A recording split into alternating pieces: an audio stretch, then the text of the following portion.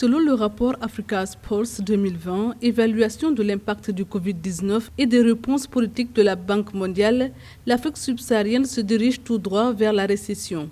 Dans les deux scénarios, optimiste où la pandémie est de courte durée ou pessimiste de longue durée, dans le premier cas, le recul est de moins 2,1% et dans le deuxième, de moins 5,1%. En termes de ralentissement économique, nous devrions avoir moins de problèmes que les Occidentaux. Mais l'idéal, c'est que ces pays qui se disent développés doivent dégager l'enveloppe d'argent nécessaire. Je pense qu'économiquement, on n'aura pas de problème de croissance. C'est que le retard qu'on aura au niveau de notre croissance, c'est un retard qu'on peut rattraper facilement.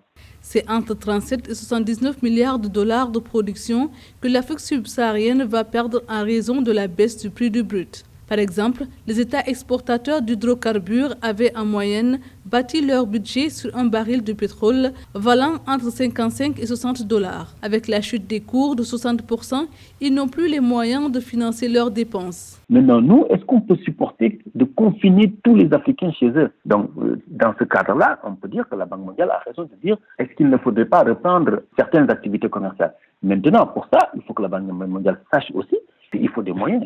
Sans moyens, on ne peut rien faire. Les trois plus grandes économies, le Nigeria, l'Afrique du Sud et l'Angola, sont menacées d'un recul de 8 points de pourcentage. Dans ce contexte, la Banque mondiale recommande de préserver le commerce intra-africain qui seul permet de mutualiser les stocks et les productions des uns et des autres, ainsi que le gel de la charge de sa dette. En 2018, cette charge a représenté 35 milliards de dollars.